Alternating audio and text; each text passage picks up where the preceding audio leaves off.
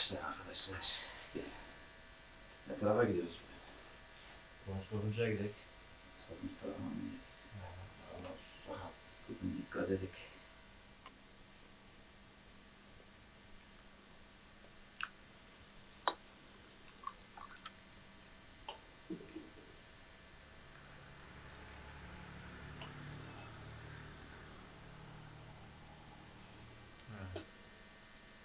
Bugün hava bulanık.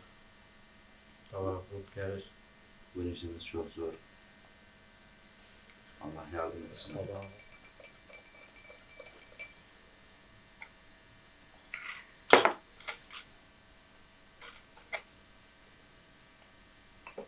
Siz ikiniz çıkarın da var da şu şey adamın geleceği ya kurbanlığa. Tüccar geleceği ya. Konuştun mu sen? Akşam konuştuk. Erken gelsin alalım da geleceğiz. Mübarek bir aydır böyle ya. Davarın hiç sırtı kurumuyor ki. Var sıkılmıyor da ekinlerde bazı ekinler sağlamaya başlamış yağmurda. Onu yanlış yaşattılar herhalde ya.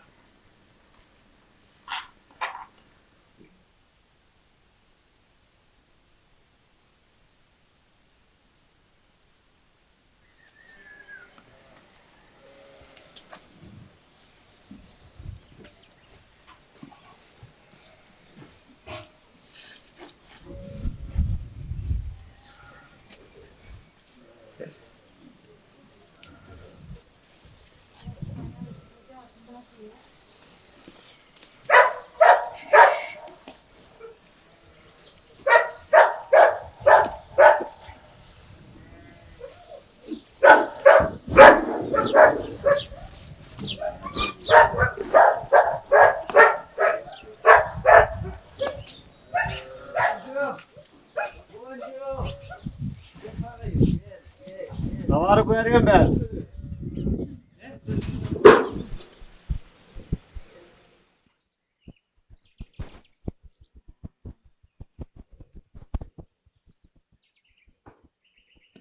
Eşyamızın kutusunu vurdum.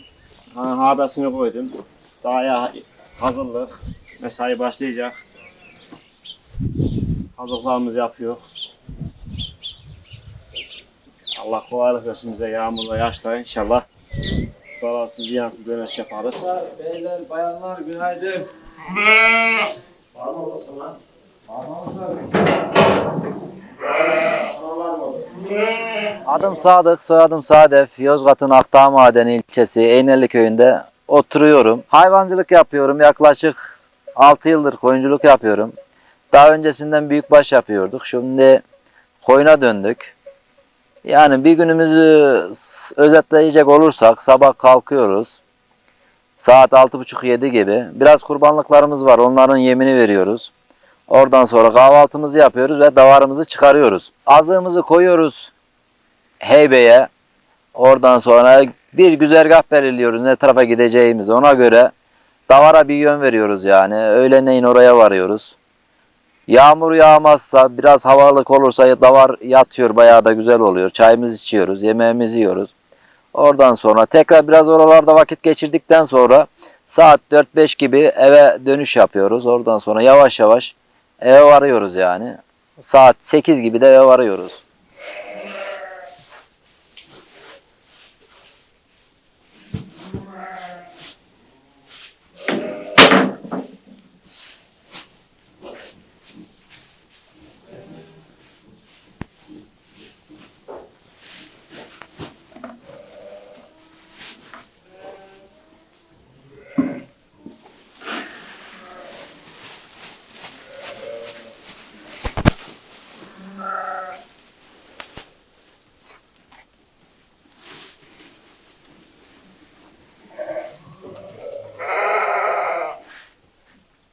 Şurada dökmüyorsun ama.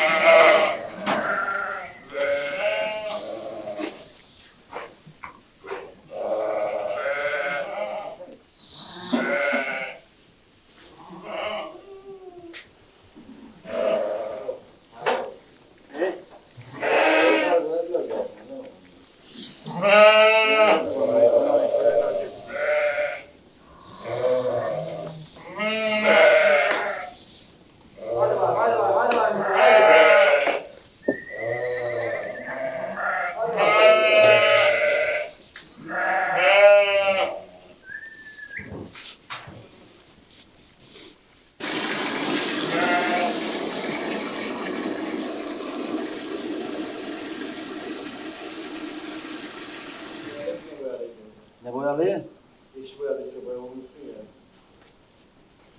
Oraya boyamam yanlışına ya. O şuradan aa.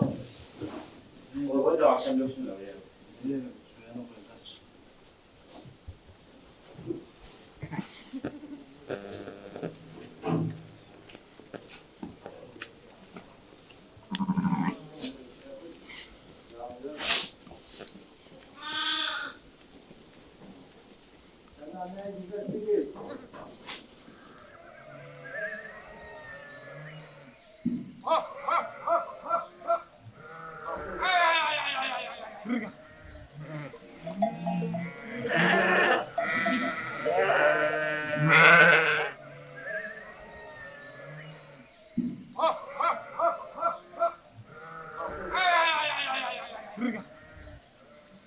Yani tam olarak geçimimizi biz yılda bir kez kuzu satıyoruz.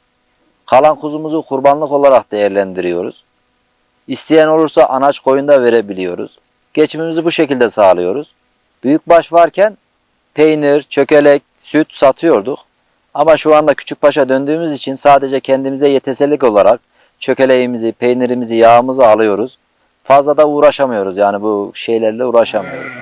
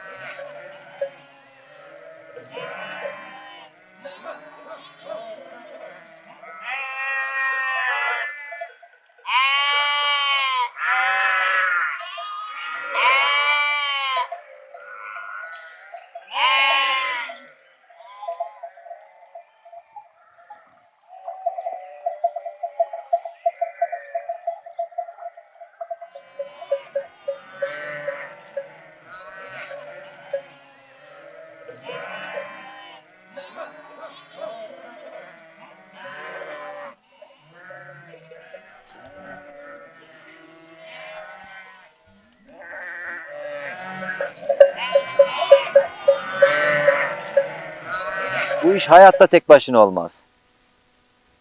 Bu iş yani iki kişiyle bile zor olurken tek başına hayatta olmaz. Bir de hayat arkadaşının yani tam severek yapması lazım. Yoksa gene olmaz. İstersen 20 kişi yap, evdeki eşin yapmıyorsa, istemiyorsa o iş olmaz. Biz de iş paylaşımları abimle ikimiz davara gidiyoruz. Eşlerimiz evde kalan kuzuya, koyuna bakıyor. Evde yine büyük başımız var, onlarla ilgileniyor. Bunların sağması, peyniridir, sütüdür, çökeleğidir bunlarla ilgileniyor. İşimiz çok yoğun olduğumuz zaman davarın rahat olduğu bir yere gidiyoruz ve birimiz tekrar eve dönüyoruz. O kalan yarım işlerimizi yapıyoruz. Traktörle yapılacak işleri, çayır çimen işleri, bunlar biçilecekse, balya yapılacaksa onları yapıyoruz. Yani koşturmacaya devam ediyoruz. Çok yorucu bir hayat yaşıyoruz bakalım.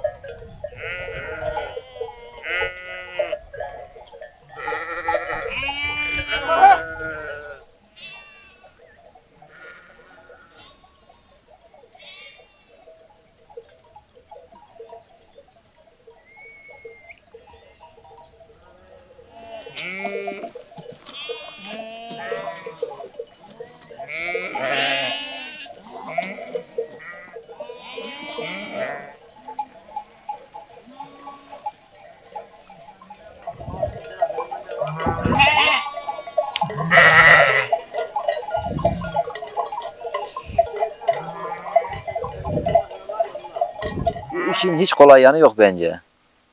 Bana göre hiçbir kolay yanı yok. Yani millet şurada oturduğum 5 dakikayı gördüğü zaman diyor ki işte bu adam çok rahat, hayvancılık çok rahat. Ne var ki işte yapıyor, davar yatıyor orada kendisi orada oturuyor akşama kadar ama öyle değil. Bunun her yani gözünü sapıttığın anda mutlaka bir tehlike gelir bunun başına. Koyun delirir, kurt gelir, bir şey olur, kuzu uyur kalır. Bunlar çok büyük sıkıntılar. Sürekli gözün üzerinde olması lazım, sürekli tetikte olman lazım yani.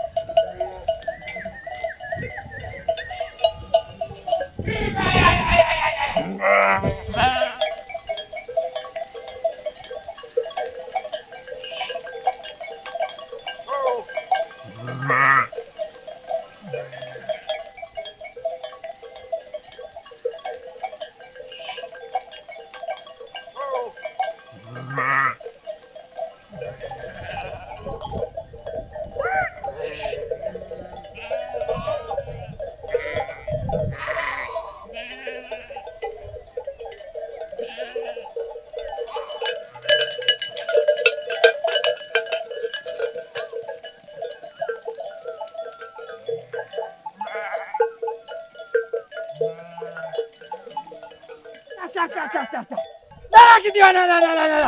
Au! Yavaş da. Düz! Düz! Da. Hey! Yavaş gel. Gel kızım. Bir şey yok gel. Hayva.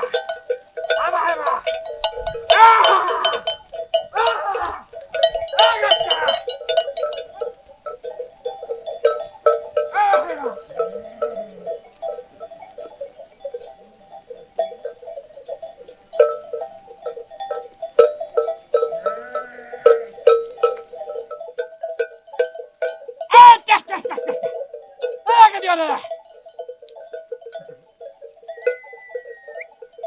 Orayı bu yanına çal, bu yanına.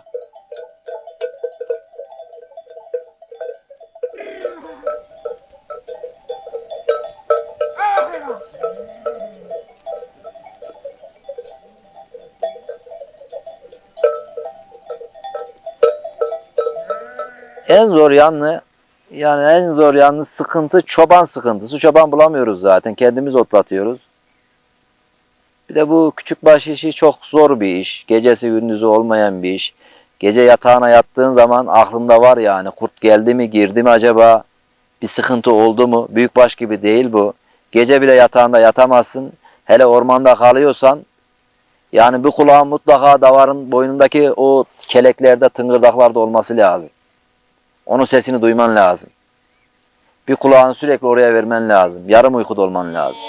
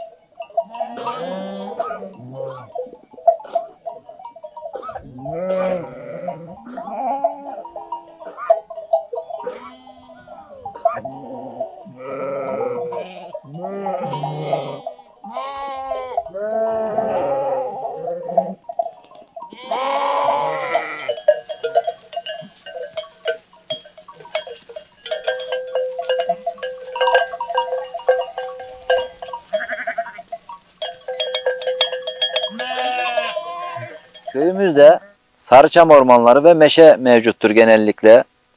Yani yabani kavak dediğimiz dağ kavakları vardır. Ayrıyeten de yabani meyve olarak alıç, alhat, kurmut deriz, o vardır. Dağlarda çeşitli aşılamalar yaparak armut ve elmalar aşılanmıştır. Bunlardan vardır. Yani genel olarak ormanlarımız çok güzel. İklimimiz çok güzel. Genellikle yani bu bölgede hiç davar aç kalmaz. İnekler aç kalmaz kolay kolay. Otumuz çok, suyumuz çok Allah'a şükürler olsun. Yani böyle geçinip gidiyoruz.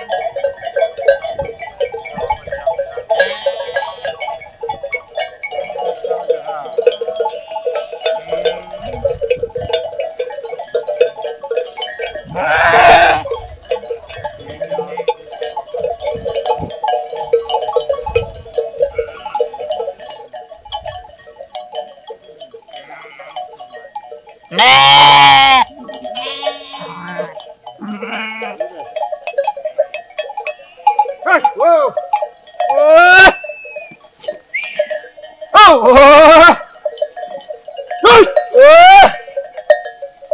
ay ay ay ay ay ay.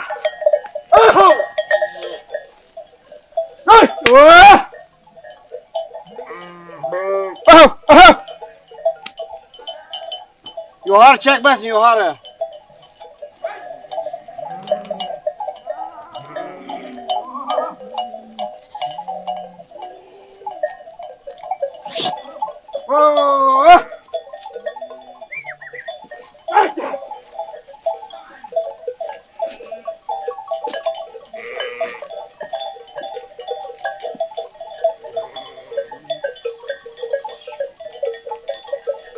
Buranın yaban hayatı çok tehlikeli. Çok aşırı derecede kurt var. En büyük sıkıntımız kurt zaten. Kurttan çok muzdaribiz. Ormanlara girmeye korkuyoruz. Yani buna da yapacak bir şey yok yani. Çok da iyi köpeğin de olsa köpeğin 2 daha açtığı zaman zaten onu kurtlar yiyecek. Kurt kapanını alacak. O da çare değil. Ama bilmiyorum, elimizden geldiği kadar alanlarda gütmeye çalışıyoruz. Fazla ormana girmemeye çalışıyoruz. Yaban hayatı çok tehlikeli burada. Domuz var, kurt var, ayı var. Şimdi başak bıraktılar, başak çok fazla var. Yani yaban hayatı da çok hareketli burada. Hepsiyle de karşılaştım. Birebir %100 defalarca karşılaştım. En son 2 gün önce kurtla karşılaştım. Kurt beni görüyor ve kaçmıyor. Lambayı görüyor, kaçmıyor. Köpeğe göstermek için üzerine koştum. Oraya pusmuş. Yani 1 metre böyle gece kurtla 1 metre kaldı aramız. Elimde lambayla 1 metre kaldı aramız. Köpek gibi fazla da iri değildi. Ama kaçarken kaçışı bile bir değişik. Böyle yumak gibi, sanki yuvarlanıyormuş gibi kaçıyor. Kaçışı bile bir değişik hayvan.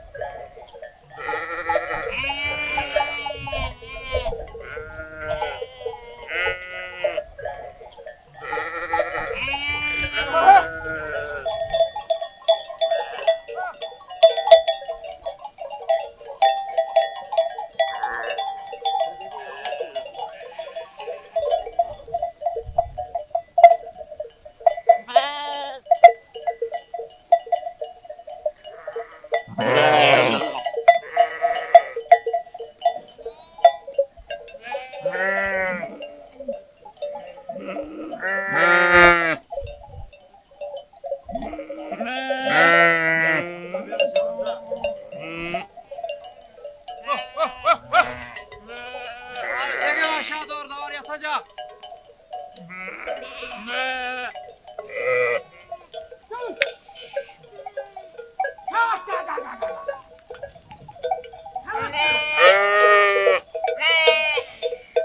Yani biz de böyle yetiştik de şimdiki gençlikte o istek, o heves yok. Hayvancılığa yönelik en ufak bir hevesleri yok. İstemiyorlar, yapmıyorlar. Yani yapsa da gönüllü yapmıyor. Zaten bir kız abimin bir kız da benim var. Onlar o tarafta hiç bezleri yok. Yani doğru dürüst köyün yumurtasını, yoğurdunu, yani etin içindeyiz. Etini severek yemiyorlar, tüketmiyorlar. Yani varlığın içinde yokluk yaşıyorlar diyeyim ben size. Pek de kıymetini bilmiyorlar. Büyük yani büyük özenti içindeler. Çocuklar büyük özenti içinde.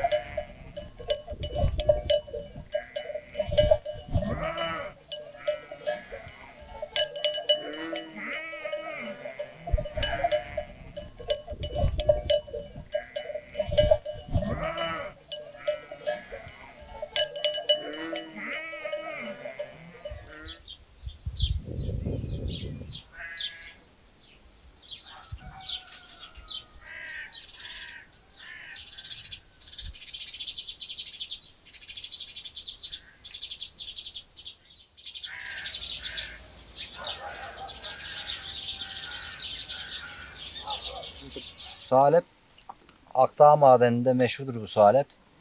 Bir zamanların geçim kapısıydı bunlar. Biz bunları toplar satardık Akdağ Madeni'nde ama şu anda yasak. Çünkü nesli azaldığı için yasak koydular. Şu anda deşmiyoruz. Böyle çoğalıyor. İnşallah daha da çoğalacak. Bunun adı yemlik salepti. Bunun dibi böyle çengelli olur. Kışın salebi çok güzel olur. Benim bildiğim bu salepler bizim burada 4-5 çeşit var.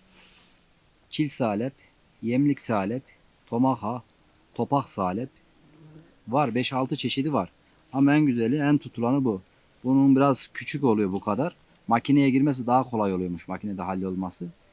Toptancılar bunu tercih ediyorlardı bir zamanlar ama şimdi pek de alınıp satılmıyor herhalde. Deşilmiyor da yani. Deşeni de görmüyorum. Yasak geldiği için artık deşmiyoruz yani.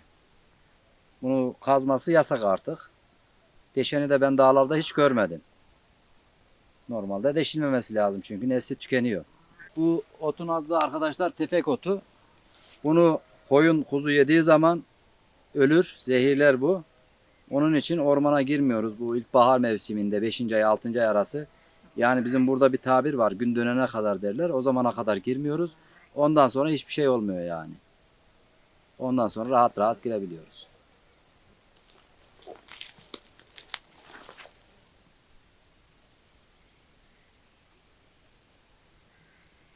Gel kızım gel gel gel. Bugün bir kuzu oldu diye sevindik ama sen beni yordun. Davar gitti hala burada bekliyor. Gel. Gel bakalım akşama kadar taşıttıracaksın herhalde gel.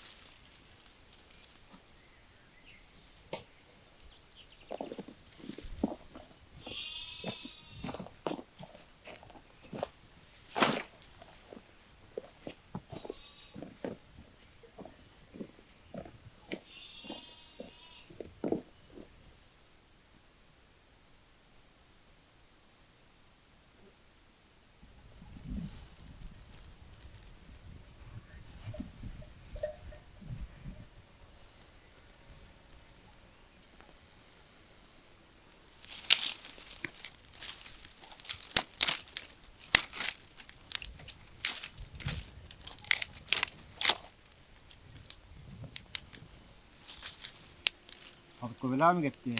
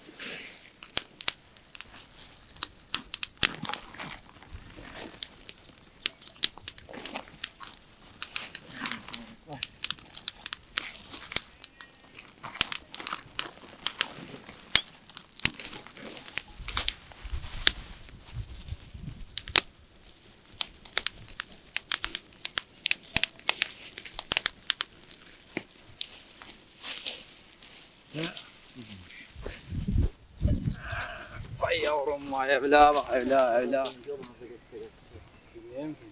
Salda getir eşeğine bir salda sarı da. Vay. O da var. Vay.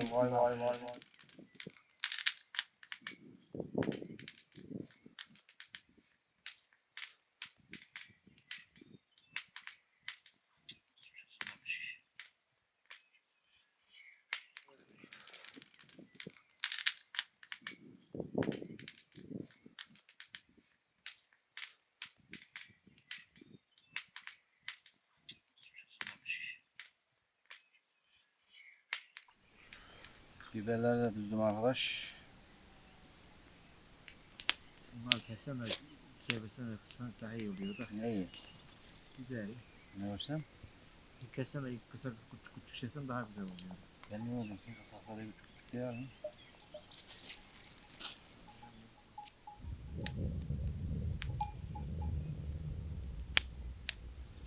Taş koydukça dünya şey var. Daha doldur o da çok.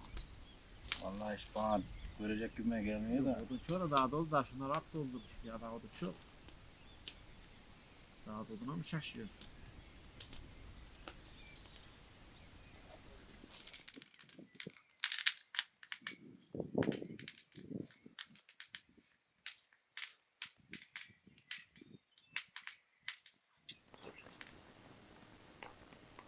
Çok güzel la. Kıymetini bilin.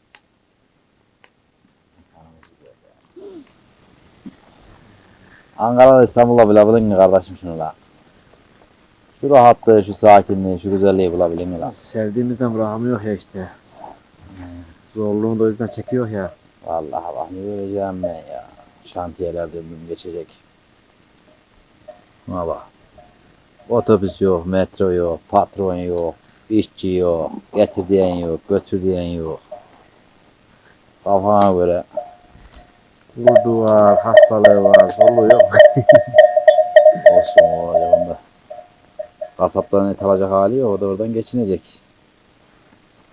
O da oradan geçinecek arkadaş. Onun kısmeti de nasıl da önceden kesiyoruz ki koku yapmasın diye. Hem ayrıyetten bir tütsü kokusu veriyor, tadı veriyor. Böyle bir yağ bir etle dizdiğin zaman çok da güzel oluyor. Et organik, şiş organik, köz organik, hepsi organik arkadaş. Dur oğlum dur, onlar bir şey, biberler bir şey zaten çabuk pişer, geri onları düzelik.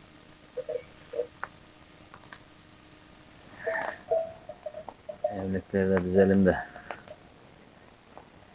bugün bir evlek yiyelim arkadaşlar.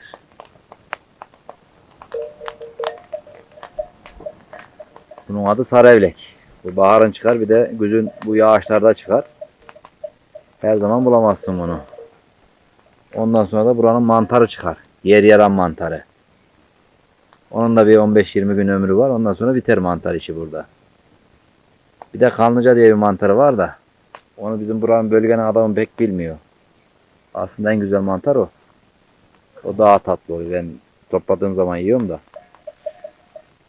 Bizim bölgenin adamı pek bilmiyor onu.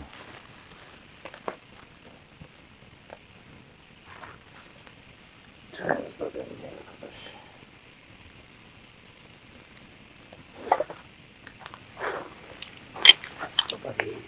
Karademlik çayı her yerde devaymış. Öyle söylüyorlar. Dur, biraz yansın dur şu iki tane üç tane yansın ondan sonra. Biraz çekin bir yandan kesin bir yandan yansın bir yandan pişsin. Vallahi Bir yandan şeyin közün şeyi kalmaz. Sen başkan o altın şey çıkacak tozun çıkacak. hepsini tekrar şey mi? Yok. İster bir yandan şey yapsın. Hadi bak. Gelecek bir yandan yansın. Şuraya mı koyuyorsun? Koyuyorum. O dalı bakar.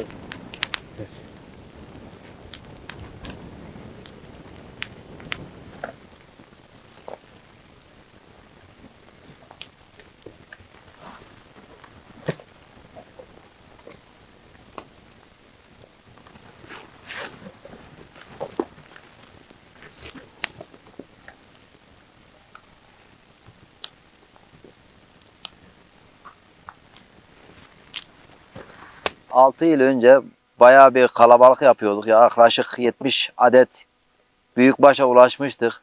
Fakat para etmiyordu yani. O zamanlar para etmiyordu. Buzağlar 4-4,5 o arada gidiyordu. İnekler 5-6 bin liraydı. Ve biz para kazanamadığımızı düşünerek inekleri çıkardık. Küçükbaşa döndük. Biz küçükbaşa dönünce 6 ay 1 yıl içerisinde bizim 7 bin liraya verdiğimiz inekler 70 bin lira oldu. Tabii o sırada biz koyunu 1600'e almıştık. O da şu anda 16-17 bin lira bandında ama büyükbaşa göre fazla bir şey yapmadı. Kar etmedi yani. Nasip de bu kadarmış varmış dedik ve yola devam ediyoruz. Yaklaşık bir 10 kadar ineğimiz var gene. Ondan da evimizin sütünü, yoğurdunu, peynirini tedarik ediyoruz. Gene çıkarsa birkaç danasını satıyoruz. Bu koyuna ekstradan olarak yani gene dönüşümüz büyükbaşa diyerekten elimizde bulunduruyoruz. Küçükbaşa gelecek olursan küçükbaş güzel, bereketli bir hayvan.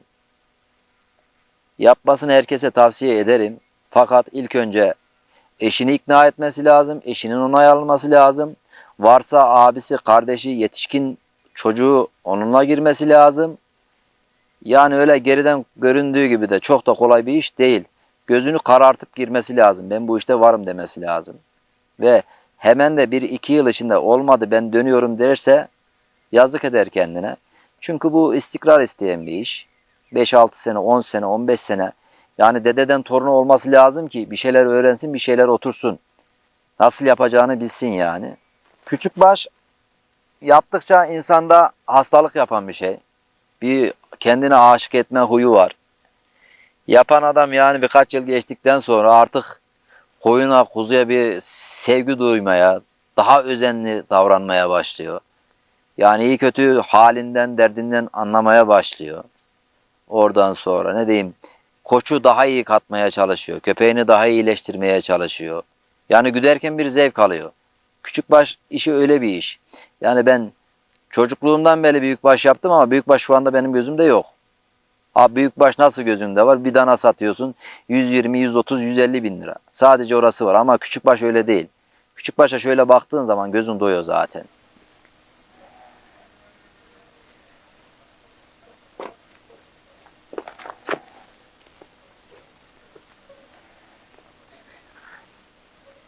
Şöyle şöyle. O çekiyor.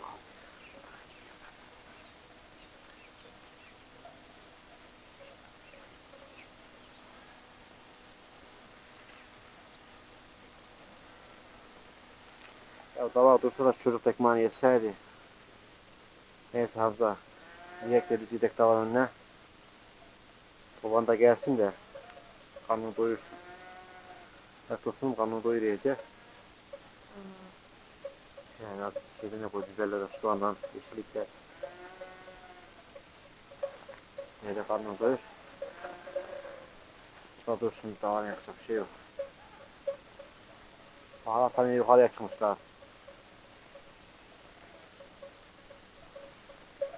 Yığılmış mı? İyişmiş mi? Ne sağ ol.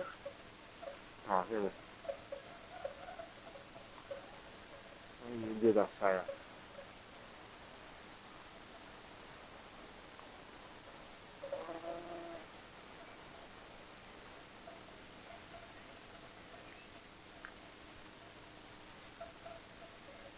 İndir aşağıya.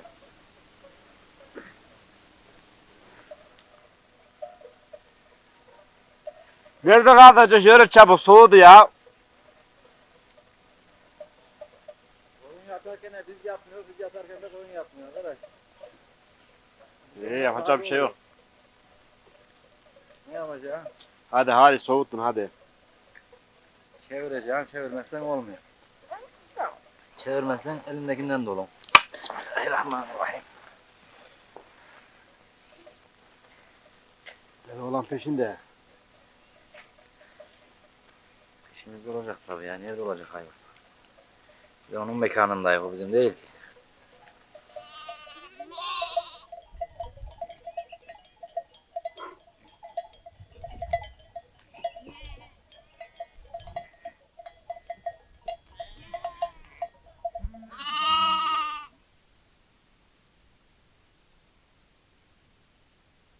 Çaylarımızı döktüğü çek oğlum haydi.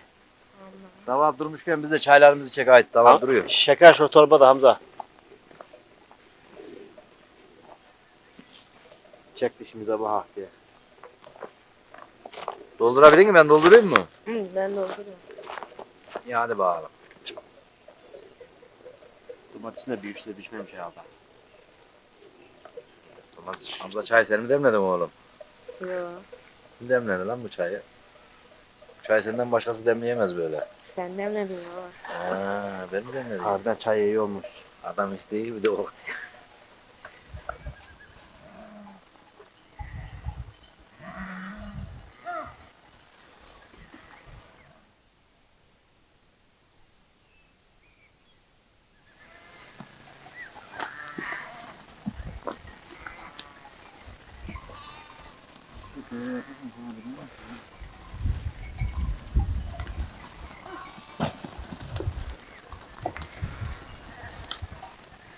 Hamza kuzuyu getir gel.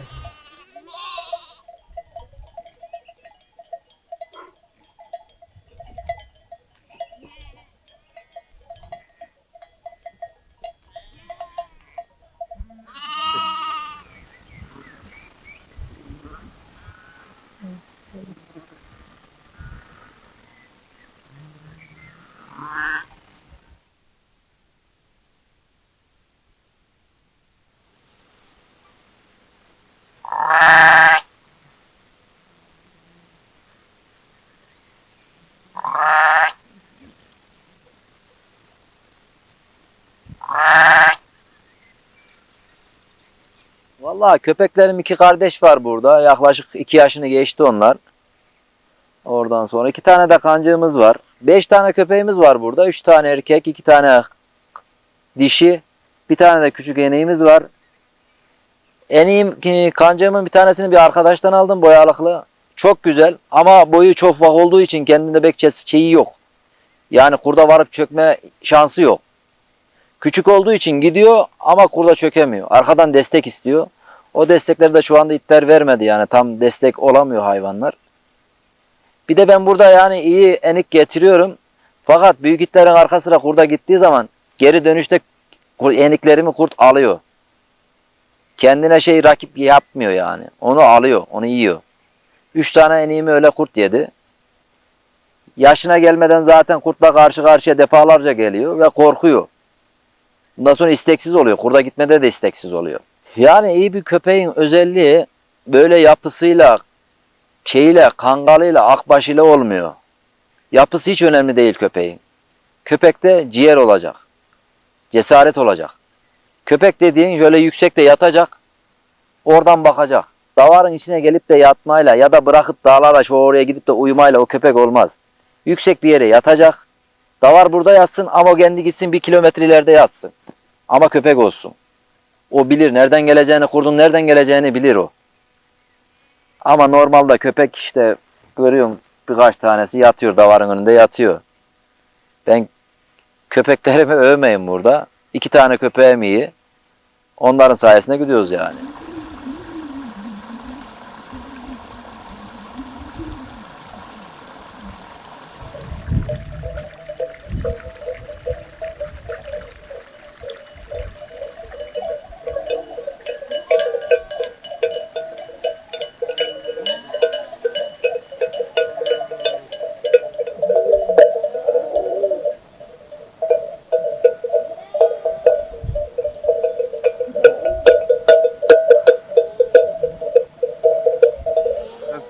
Evet.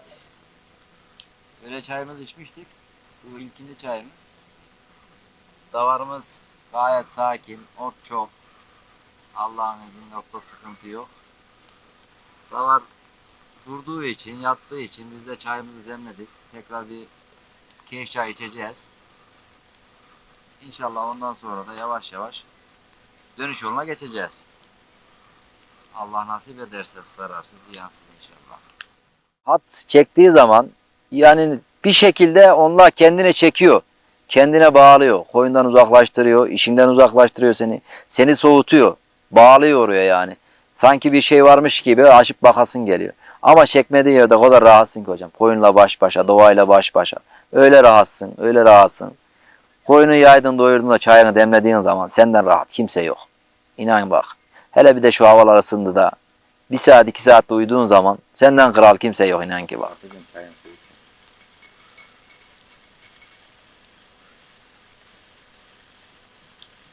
Zaman mı hızlandı devir bir başka. Geceyi kaybettim dünler yabancı. Zaman mı hızlandı devir bir başka. Geceyi kaybettim dünler yabancı. Geçen yıllar gençliğimi götürdü. Hayalim yarine günler yabancı. Geçen yıllar gençliğimi götürdü. Hayalim dününe günler yabancı.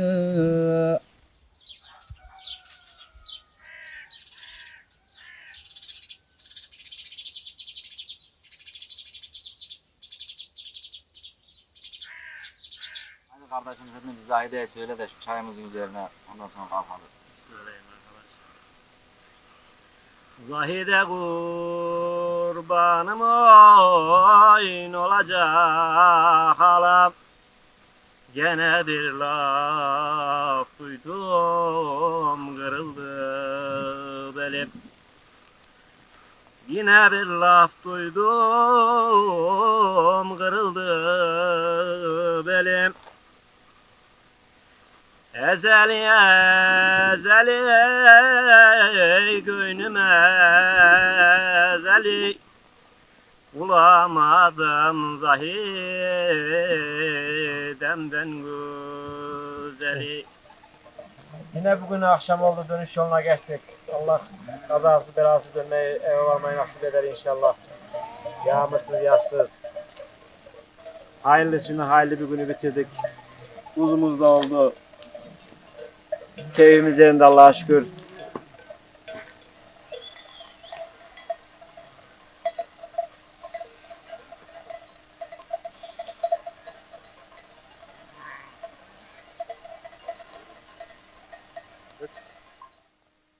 tane oğlumuz benim kafayı bozmuş. Deli baş hastalığıydı. Arkada kalmış. Yukarıdan gördüğümde. Şimdi onu süreye yetiştirmeye çalışacağız. Hadi bakalım. Bak. Abi sizin yere bakar. Yürü. Ben tutacağım orada.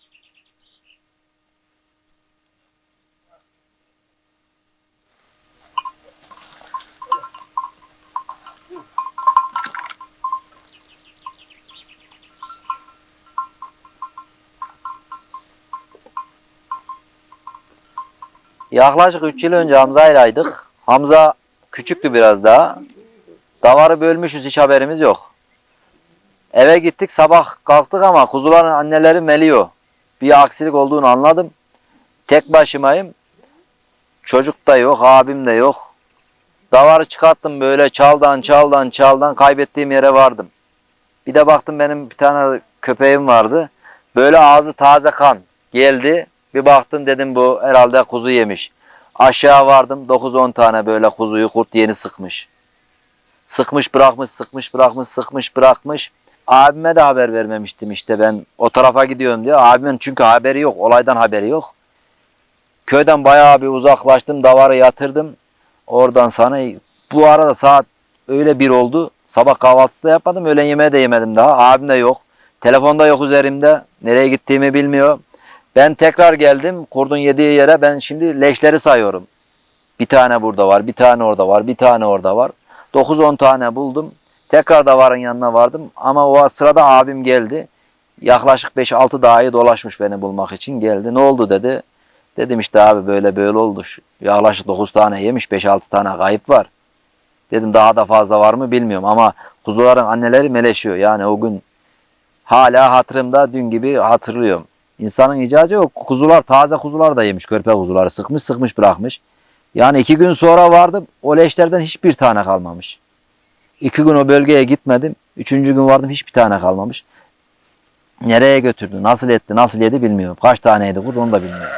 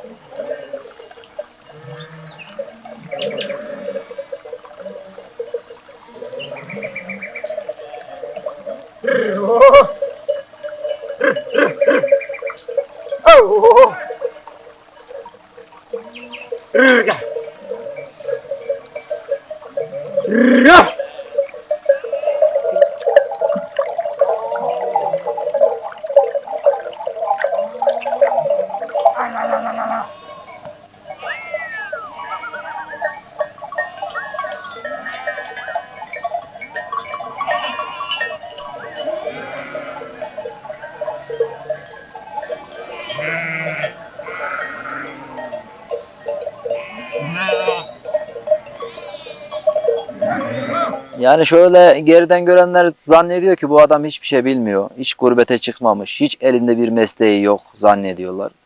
Ama öyle değil. Ben gurbeti de gördüm, Rusya'yı da gördüm, Kıbrıs'ı da gördüm. Türkiye'nin çeşitli 9-10 ilinde çalıştım. Yani kendi işin gibisi olmuyor. Kendi işin gibisi olmuyor. Yani bu akşama varıyorsun, evine giriyorsun. Çayın demlenmiş, yemeğin yapılmış, evin tertemiz. Kimseyle uğraşmıyorsun. Ben çalışmada çok çalıştım. Koğuşa geliyordum. 5-6 tane arkadaş birbirine hiç uymuyor. Kimisi yatıyor, kimisi kalkıyor, kimisi yemeğe gidiyor, kimisi dışarı gidiyor. Gecen gündüzünü tutmuyor yani. Ama bu böyle değil. İstediğin zaman yiyorsun, istediğin zaman yatıyorsun, istediğin zaman davarını çıkarıyorsun. Hiç sıkıntı yok. Kendi kafana göre yaşıyorsun yani. Öyle bir şey kalıba sokmaya çalışmıyorsun kendini.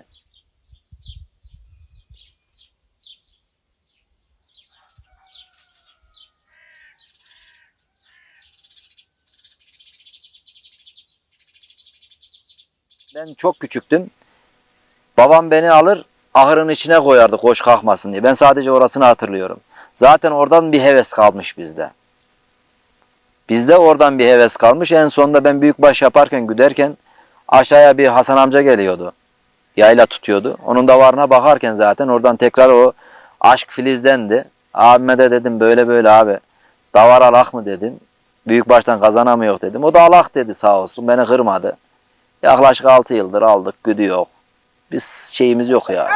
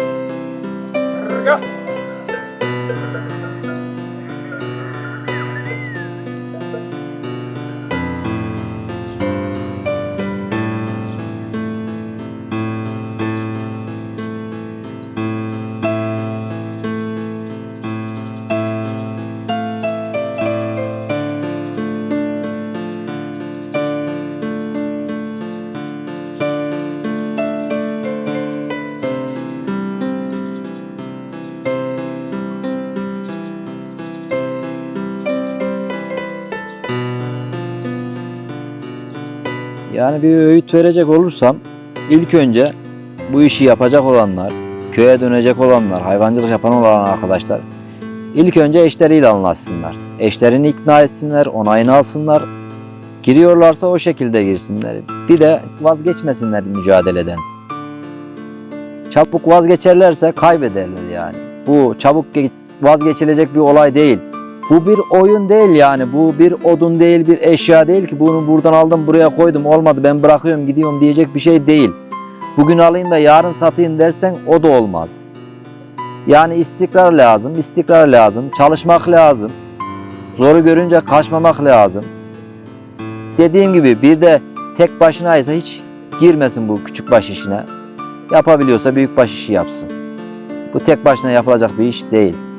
Yağmurun olur, hastan olur. Şurada bir tane koyunun deli kafayı bozar orada kalır. Bir tane koyunun kuzular bugün koyunumuz kuzuladı. 2 kişi olmasaydık biz onu getiremezdik. Hatta 3 kişiydik bugün. Getiremezdik orada kalırdı. O koyunla mı uğraşacaksın? Giden koyuna mı bakacaksın? Sıkıntı olurdu yani. En az 2-3 kişi olması lazım. Arkadaşlar bu koyunculuk işi bir aşk işidir, bir sevda işidir. Seviyorsanız yapın. Aşıksanız yapın. Yani daha da diyebileceğim bir şey yok. Eğer mücadeleyi seviyorsanız yapın. Mücadeleyi sevmiyorsanız, mücadele edemezseniz hiç bu işe girmeyin. Koyunu da rezil etmeyin, kendiniz de rezil olmayın. Seviyorsanız yani, kalbinizden geliyorsa ben bu işi yapacağım diyorsanız yapın.